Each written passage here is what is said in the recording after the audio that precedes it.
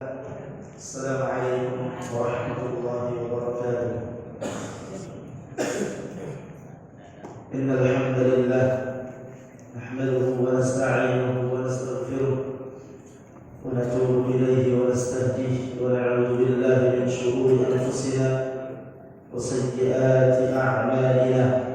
من يهده الله فلا مضل له ومن يضلل فلا هادي له.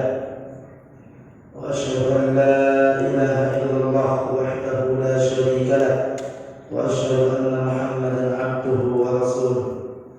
يا أيها الذين آمنوا اتقوا الله حق تقاته ولا تموتن إلا وأنتم مسلمون. أما بعد، فإن خير الحديث كتاب الله وخير الهدى هدى محمد صلى الله عليه وسلم وشر الأمور محدثاتها فإن كل محدثة بدعة وكل بدعة ضلالة وكل ضلالة في النار. أحبتي في الله kaum muslimin dan muslimat rahimani wa rahimakumullah. Alhamdulillah, puji syukur senantiasa kita panjatkan kepada Allah atas setiap nikmat yang Allah karuniakan kepada kita. Nikmat iman, nikmat Islam, nikmat berada di atas sunnah.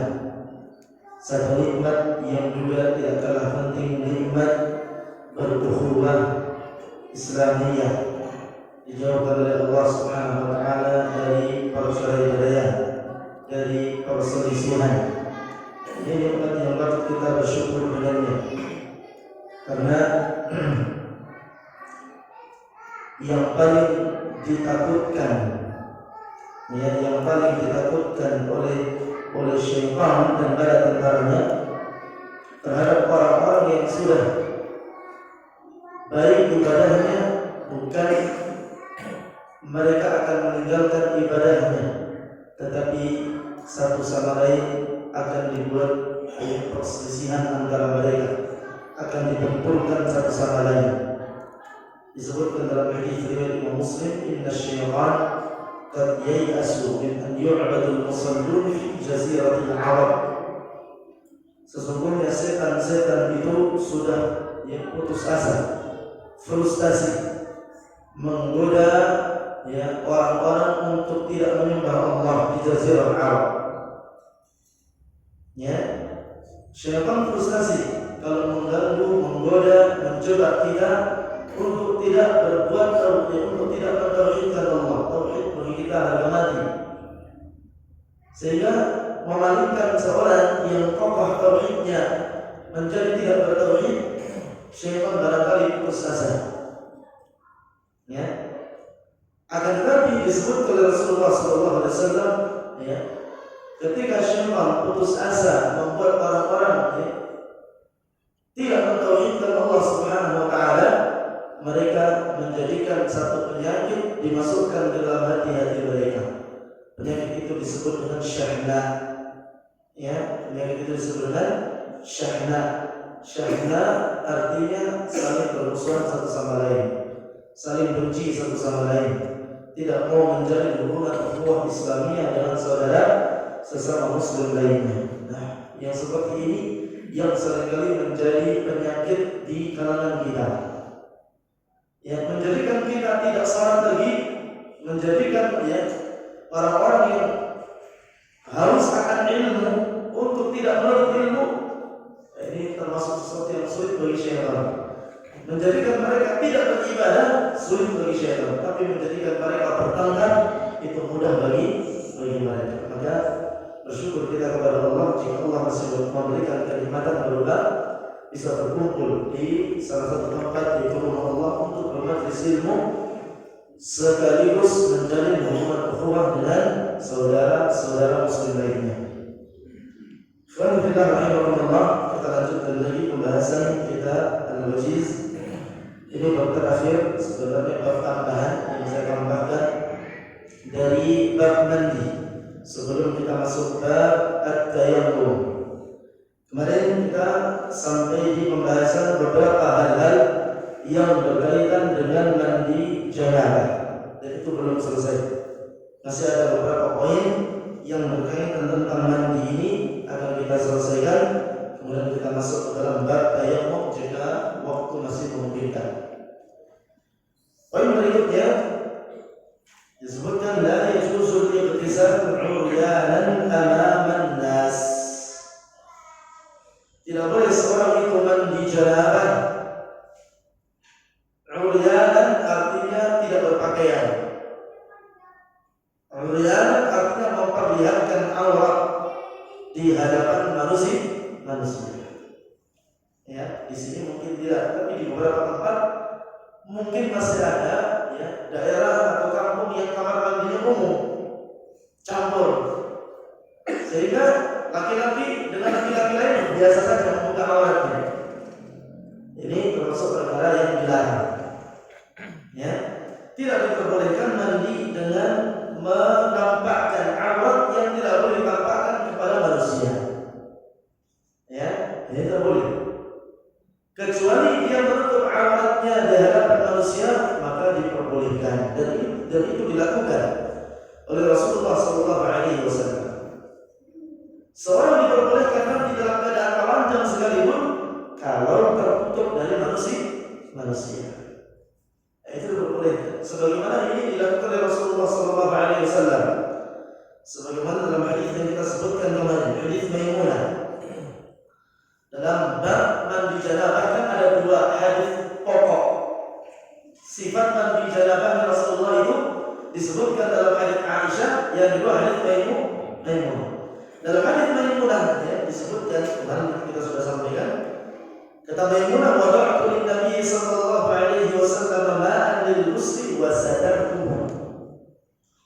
Aku mempersiapkan air untuk mandi janabahnya Rasulullah, kemudian aku menutup ruangan atau membuat satir, ya, membuat hijab. Jadi ini tempat akan digunakan oleh Rasulullah mandi, maka tempat ini aku tutup dengan satir. Ini dilakukan oleh Maimunah, sehingga aurat Rasulullah SAW tidak dilihat oleh manusia. Orang yang mandi dengan ruangan sudah tertutup, dia boleh telanjang. Orang yang mandi dengan ruangan yang terbuka, ya, maka dia masih boleh untuk membuka pakaian yang tidak meningkap auratnya. Kalau laki-laki dengan laki-laki, aurat batasannya antara mana ke mana? Pusar sampai lututnya. Jadi kalau dia masih menggunakan kain yang menutup antara pusar sampai lutut, mandi bareng dengan para laki-laki lain boleh, tidak ada masalah. Ya, karena ini sudah masuk ke dalam batasan, dia sudah menutup aurat. Rasulullah SAW dalam hadis riwayat Imam Muslim, beliau bersabda, la yanzuru rajul ila auratil rajul wa la mar'atu ila auratil mar'ati. Tidak boleh seorang laki-laki melihat aurat laki-laki lain, tidak boleh perempuan melihat aurat perempuan lain. Itu kadang perempuan karena sama-sama tahu yang perempuan, akhirnya bebas-bebas begitu saja. Kan kita sama-sama perempuan juga.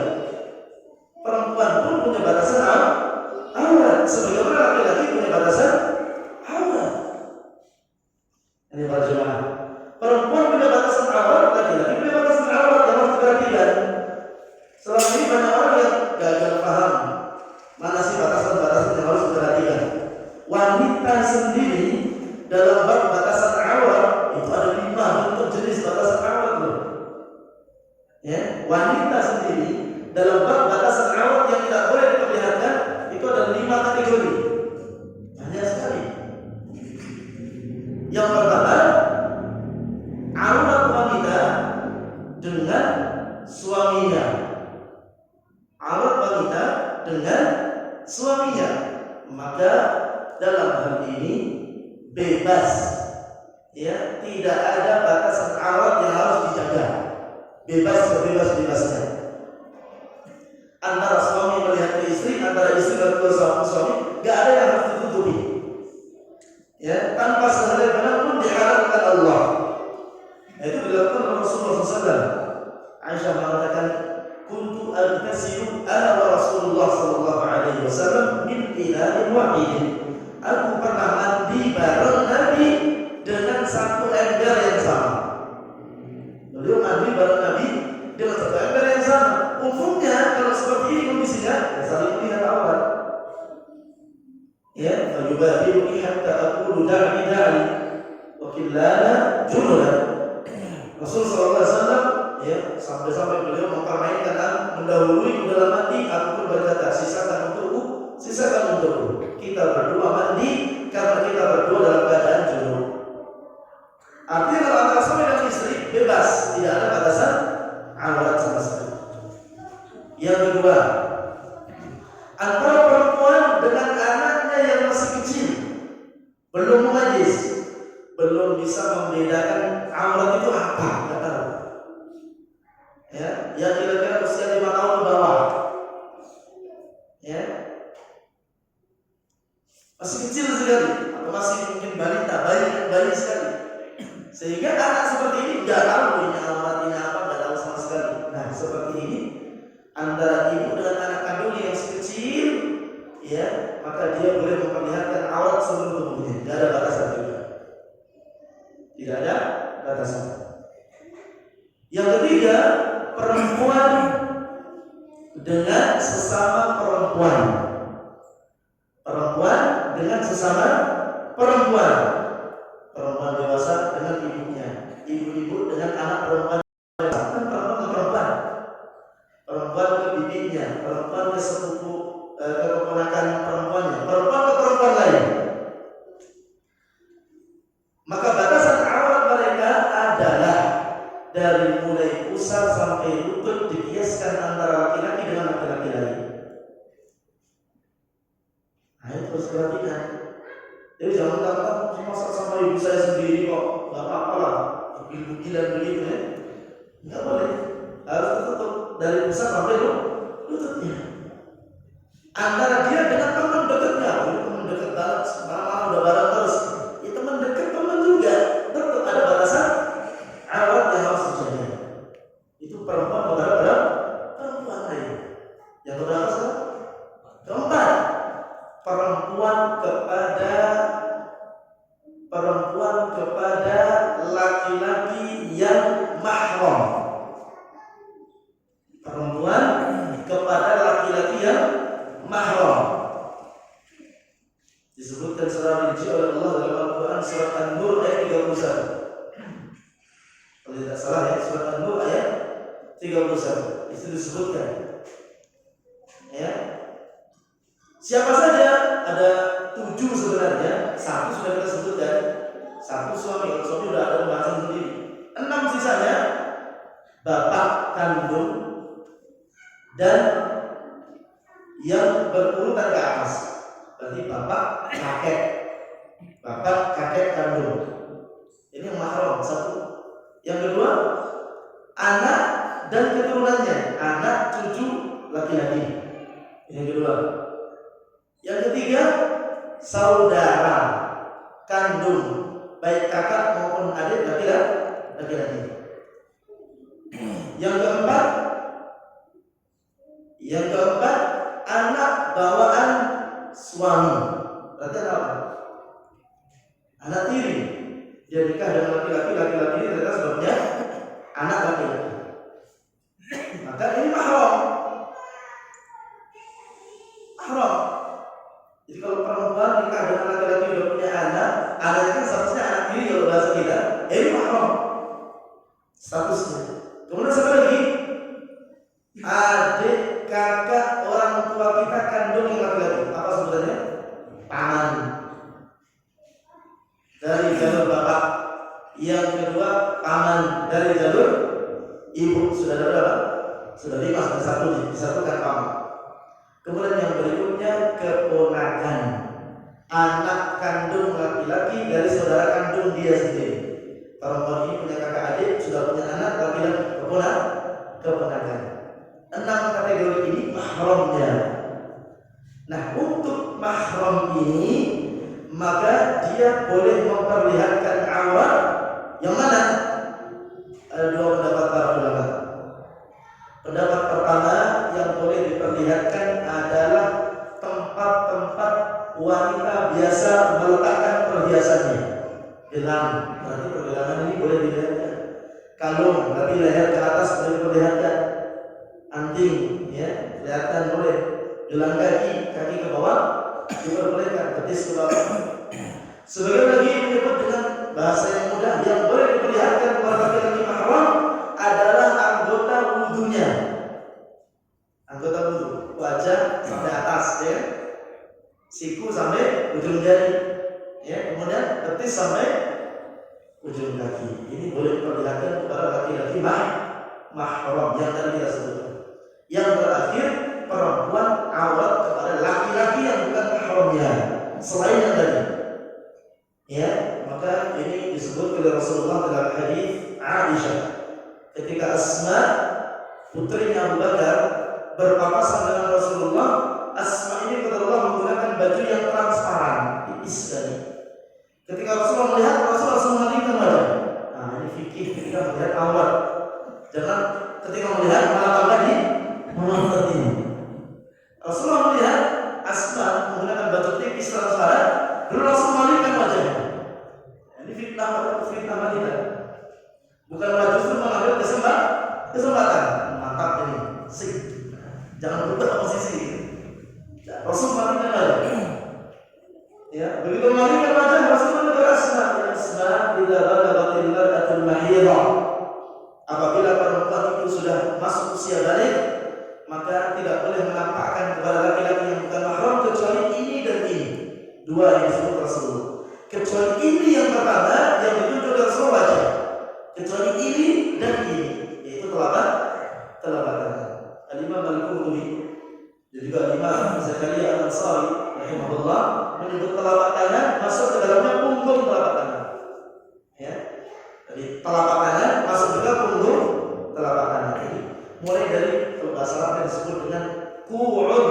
Ku'un itu kalau antum pegang pergelangan, kemudian pinggirnya ada dua tulang bulat gede. Nah, itu namanya ku'un. Itulah batas, ya, pergelangan tangan. Setelahnya ini masih ada udzur untuk diperbolehkan diperlihatkan. Ya, itu pada laki-laki yang bukan mahramnya. Nah, dalam mandi pun seperti itu. Perempuan mandi sama siapa ini? Kalau dia mandi di hadapan suami bebas.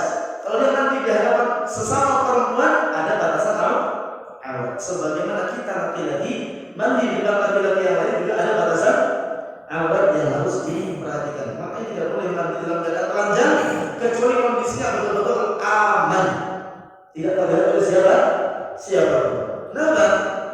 Telah tetap riwayat dari Rasulullah SAW, hadis yang sahih riwayat Bukhari Muslim, bahwasanya disebut oleh Rasulullah Nabi Musa itu pernah mandi dalam keadaan telanjang.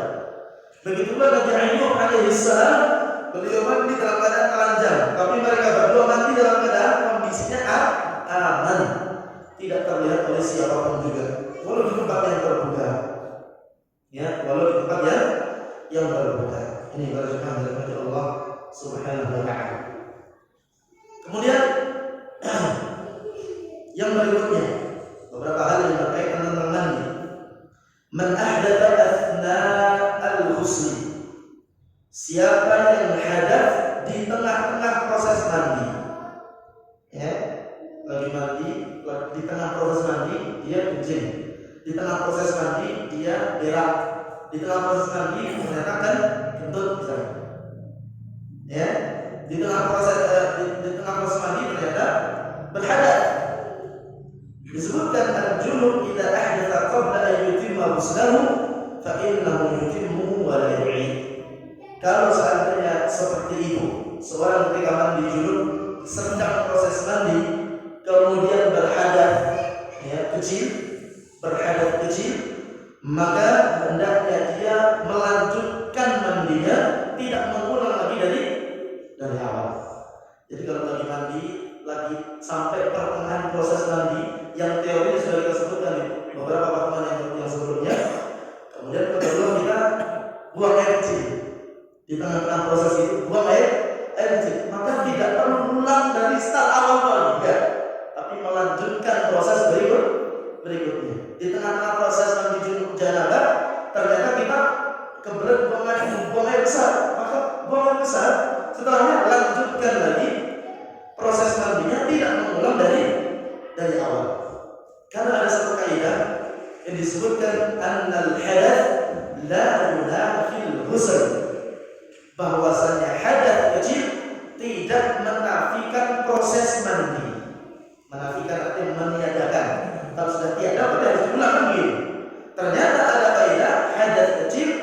tidak menafikan proses mandi. Tapi ada kaidah berikutnya. Kaidah berikutnya ini sekaligus revisi dari saya yang pernah mungkin salah dalam menjawab, atau mungkin pernah ngobrol sama sebagian oknum antum, ya, jangan lupa. Ada lanjutan kaidahnya, ya. Walakin al-hadath yunafi al-wudu. Ini kaidah lanjutannya. Saya cari kaidahnya tadi, ya. Akan tetapi hadath kecil itu menafikan proses wudu. Jadi beda antara wudu dengan mandi. Jadi kalau misalnya kita sedang berwudu kemudian kentut, maka ini jumhur, walaupun ada yang berpendapat boleh melanjutkan, tapi yang rajih Allah Taala al-Salat, setelah kita baca ulang, mengulang wudu itu lebih dikuatkan oleh para ulama. Ini kalau wudu, jadi sedang wudu, ketika sampai proses mungkin basuh tangan belum selesai kan ini wudunya, belum tentu. Maka yang rajih Allah Taala mengulang wudu dari awal. Ya. Adapun ketika seorang mandi kemudian ada hadath kecil, tidak ada kewajiban mengulang mandi, baik itu kencing, kentut maupun buang air besar. Kemudian fala yakthar wujuduhu fihi ka ghairi al-hadath wa innama 'alayhi an yatawadda. Ya, seorang yang berhadath kecil tadi, ya, tidak berkaitan dengan proses hadath besarnya. Orang mandi janabah ini sedang menghilangkan hadath besar atau kecil?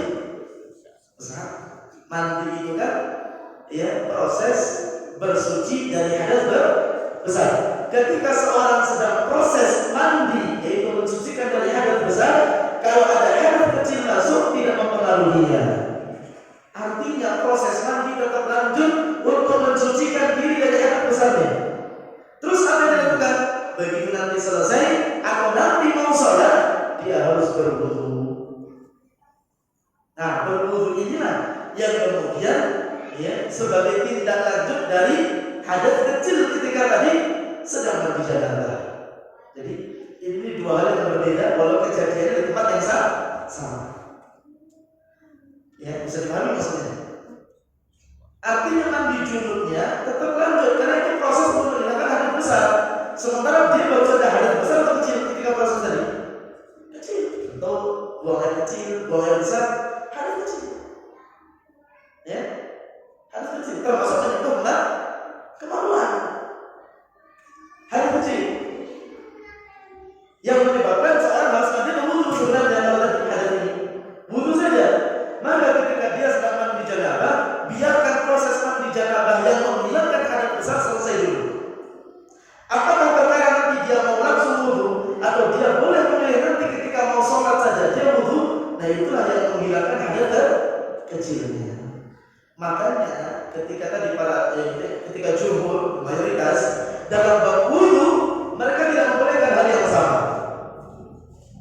Mereka tidak membolehkan hal yang sama karena mereka sedang proses menghilangkan dari hadath besar atau kecil. Kalau wudu kecil, timbul hadath kecil yang baru, maka harus diulang dari awal. Jadi ternyata beda kaidah. Walaupun kalau aku buka lebih luas lagi, ya kan, perbedaan pendapat dalam hal ini dari kalangan ulama banyak sekali. Tapi setidaknya ini lebih mendekati kepada kebenaran dan lebih mendekati kepada kehati-hatian. Lebih mendekati kepada kehati-hatian. Sehingga proses bersuci kita, insya Allah, menghilangkan hadath itu dengan sebenar-benarnya. Ini berajaran dari Allah Subhanahu wa Ta'ala. Kemudian poin berikutnya, yajuzu lil junubi ta'khirul ghusl. Yajuzu lil junubi ta'khirul ghusl. Diperbolehkan orang yang junub mengakhirkan mandi. Artinya tidak langsung mandi tapi menunggu waktu, mengakhirkan. Ini diperbolehkan dan bukan perkara yang dibenci. Artinya jangan sampai orang mengatakan kalau mandi langsung bagus, kalau nggak mandi makruh. Bukan makruh, boleh, mubah. Ini perjalanan dari Allah. Wala yajibu alaihi an yartasila fawra husulil janabah. Tidak ada Tidak ada kewajiban dari dalil yang ada bahwa seorang ketika junub itu harus langsung mandi. Tidak ada satupun dalil yang menyebutkan hal tersebut. Wa in kana al-afdal wal azka al-mubadaratu bil ghusl. Walaupun yang paling afdal, yang paling utama, yang paling azka itu lebih membuat kita bersih. Ya, tentu menyegerakan untuk mandi. Itu yang afdal. Yang bagus, yang baik itu menyegerakan mandi. Ya, untuk bisa bersih. Tapi untuk mengakhirkannya tidak ada larangan. Di antara dalilnya adalah hadis Abu Hurairah radhiyallahu anhu. Hadis ini riwayat Imam Bukhari dan Muslim.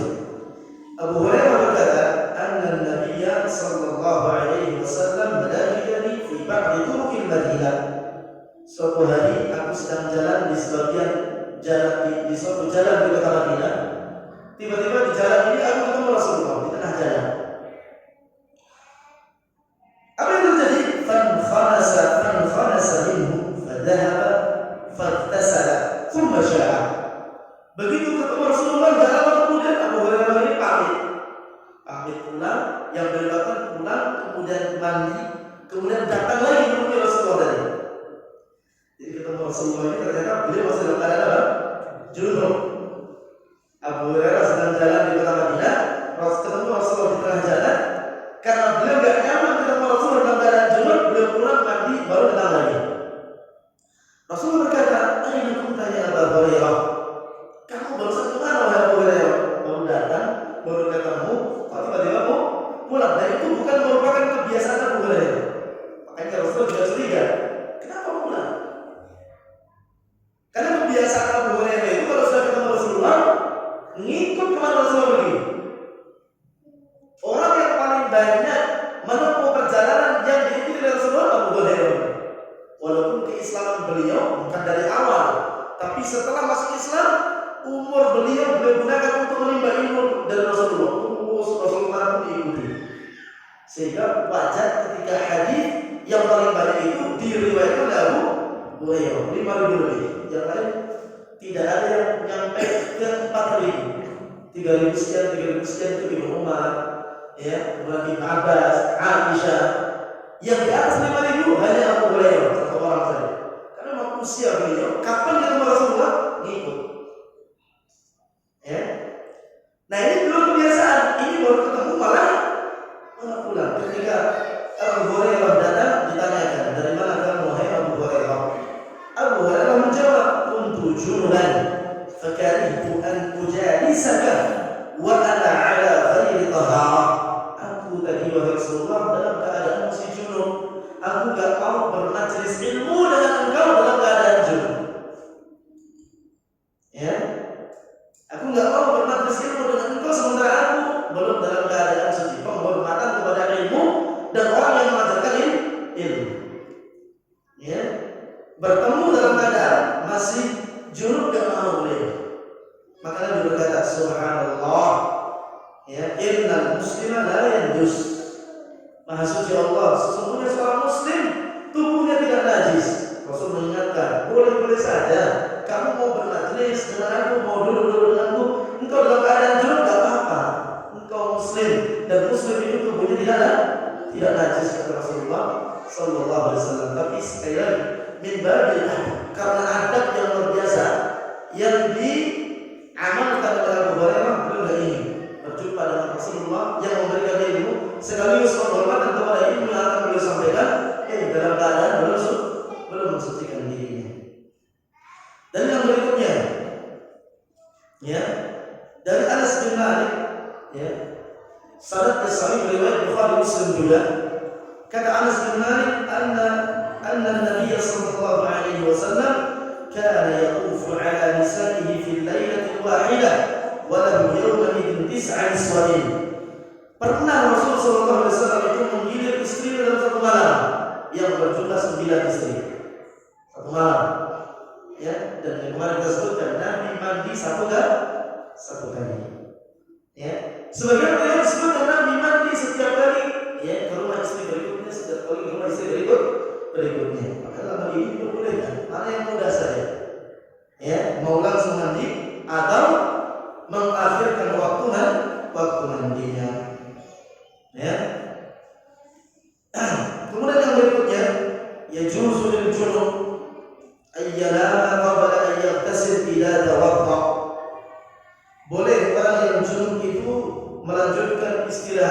tidur atau aktivitas lain sebelum dia mandi, tapi dahulukanlah dengan berwudu.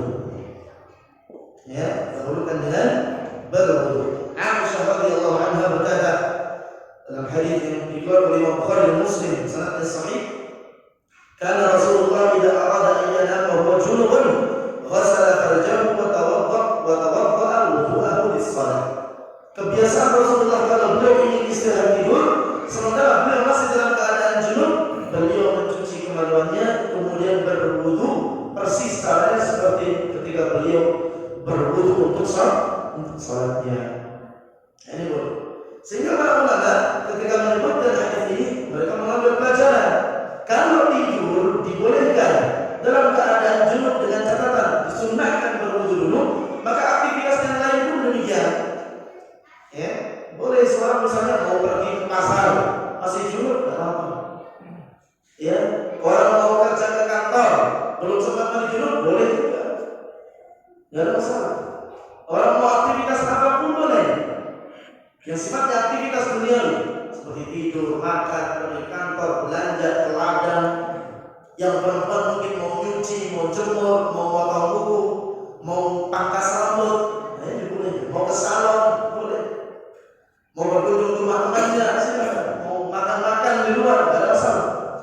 Dalam keadaan junub, ya artinya tadi boleh mengakhirkan mandi. Dengan catatan disunnahkan sebelum melakukan aktivitas itu hendaknya berwudu. Ya, hendaknya berwudu. Terutama apa yang biasa oleh Rasulullah itu ketika beliau hendak istirahat tidur. Jadi ketika hendak mau tidur, walau dalam keadaan masih junub, disunnahkan untuk berwudu. Baik.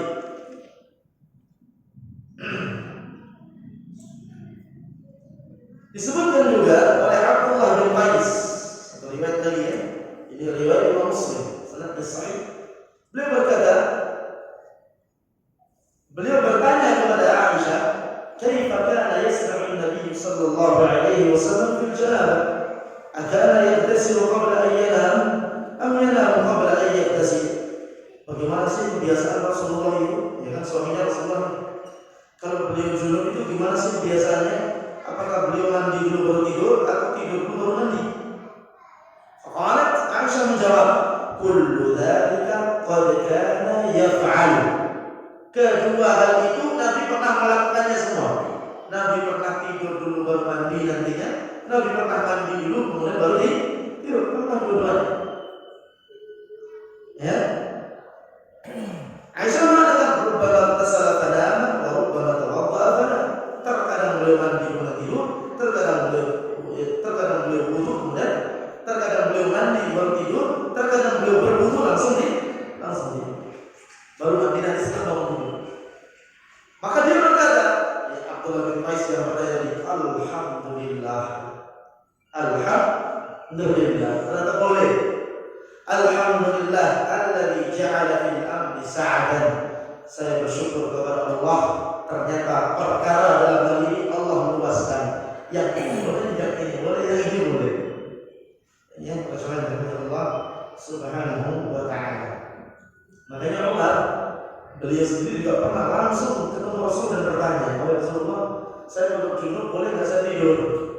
Saya mandinya nanti." Langsung ditanyakan konten oleh Umar. Maka Rasulullah berkata kepada Umar, "Tawadda waghsil dakhar, tsumma nam." Kata Rasulullah, kamu cuci kemaluanmu, kemudian berwudu, kemudian tidurlah Umar. Ini juga disebut oleh Rasulullah SAW kepada sahabat Umar Ibnul Khattab radhiyallahu ta'ala anhu. Poin berikutnya, la haraj 'ala al-junubi fi qira'atil Qur'an. Tidak mengapa seorang yang junub membaca Al-Qur'an. Tidak mengapa orang yang junub membaca Al-Qur'an. Ini boleh mutlak. Adapun yang diperselisihkan hukumnya adalah memegang mushafnya. Ini misalnya mushaf Al-Qur'an, orang yang junub memegang mushaf, ini terjadi perbedaan pendapat. Ya, sebagian ahli ilmu, ya, yaitu jumhur, mereka tidak membolehkan. Tidak membolehkan orang yang junub memegang mushaf. sebagai ahli ilmu yang lain, mereka membolehkan orang yang junub memegang mushaf. Dua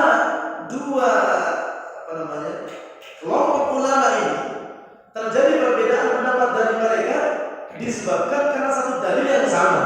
Yang ini sudah kita bahas sebelumnya di bab wudu. Ya, bab wudu. Pernah kita bahas satu dalil yang sama menimbulkan dua penafsiran yang berbeda. Itu Al-Quran surat Al-Waqi'ah. Disebutkan dalam surat Al-Waqi'ah. Ya, ayat ke-79. Allah berfirman, la yamassuhu illa al-mutahharun. Tidak boleh menyentuhnya kecuali al-mutahharun.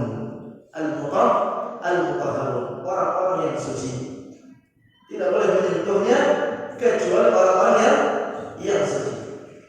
Ya, innahu laqur'anun karim fi kitabin maknun la yamassuhu illa al-mutahharun. Itulah dia Al-Qur'anul Karim fi kitabin maknun, di dalam kitab yang sudah Allah tetapkan dahulu. Ya, Al-Qur'an ini ya Allah jadikan juga ada di dalam catatan kitab takdir yang Allah ciptakan dahulu. Tidak menyentuhnya kecuali orang-orang atau makhluk-makhluk yang suci. Nah, kalimat yang suci di sini ini terjadi perbedaan. Apakah itu manusia? Apakah itu malaikat? Ya, sebagian menyebutkan itu manusia, sehingga orang yang tidak suci dari kalangan kaum muslimin tidak boleh menyentuh mushaf. La yamassuhu illa al-mutahharun. Tidak boleh menyentuhnya kecuali orang-orang yang suci. Nah, kalau junub kan tidak suci, tidak boleh menyentuh berarti. Sebagian lagi mengatakan itu bukan manusia. Al-mutahharun maksudnya makhluk-makhluk yang suci di sini para malaikat. Kenapa? Dua ayat sebelumnya tadi menjadi indikator. Itulah dia Al-Qur'anul Karim yang sudah yang Allah tetapkan telah ada di dalam kitab Lauhul Mahfuz, tidak menyentuhnya kecuali malaikat yang Allah jadikan ya mendapatkan izin untuk menyentuhnya. Ya, Al-Mutahharun, makhluk-makhluk yang suci. Yang suci itu para malaikat, tak punya dosa. Sehingga karena dua penafsiran yang berbeda, muncullah dua hasil yang berbeda. Ya. Tapi Allah Taala ya, yang rajih, ya, insyaallah masih diperbolehkan untuk menyentuh mushaf. Ya. Adapun membaca mutlak boleh. Membaca boleh. Membaca tanpa menyentuh. Atau mungkin aku murajaah hafalan, kan baca Quran, enggak bukan Quran. Ini boleh. Ya, diperbolehkan. Sebagaimana Allah Subhanahu wa taala membolehkan secara mutlak orang berzikir kapan saja. Di antara bentuk zikir yang paling bagus adalah bacaan Al-Qur'an.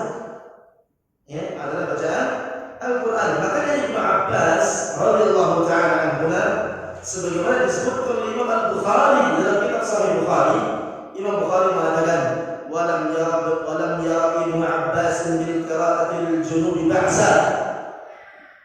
Pendapatku yang saya pegang adalah Ibnu Abbas berpendapat boleh membaca Al-Quran untuk orang yang sedang dalam keadaan junub. Jadi Imam Bukhari membolehkan. Beliau mengambil pendapat dari sahabat Abdullah bin Abbas radhiyallahu anhu. Wa kana an-nabiyyu yadhkurullah ala kulli ahyanihi. Imam Bukhari melanjutkan adalah Rasulullah sallallahu alaihi wasallam beliau berzikir dan membaca Al-Quran di setiap kesempatan waktu. Karena di sini waktu sifatnya mutlak umum, maka dalam keadaan suci atau tidak suci dan berzikir kepada Allah Subhanahu wa taala. Ya, makanya Aisyah mengatakan karena Rasulullah yadhkuru fi kulli ahyan. Nabi sallallahu alaihi wasallam itu berzikir dalam setiap kondisi. Sehingga para ahli ilmu mengatakan setiap kondisi artinya ya kadang dalam keadaan suci, kadang dalam keadaan junub, boleh tetap berzikir kepada Allah Subhanahu wa taala. Sudah masuk Isya? Nah, mudah-mudahan bermanfaat yang kita sampaikan pada kesempatan malam hari ini. Insyaallah jika Allah berkehendak kita akan lanjutkan pada pertemuan berikutnya masuk ke dalam bab yang baru yaitu tentang tayammum yang setelah wudu kemudian mandi, cara untuk mensucikan yang berikutnya, dan ini cara yang sifatnya cadangan dari dua cara yang berikutnya, dari dua cara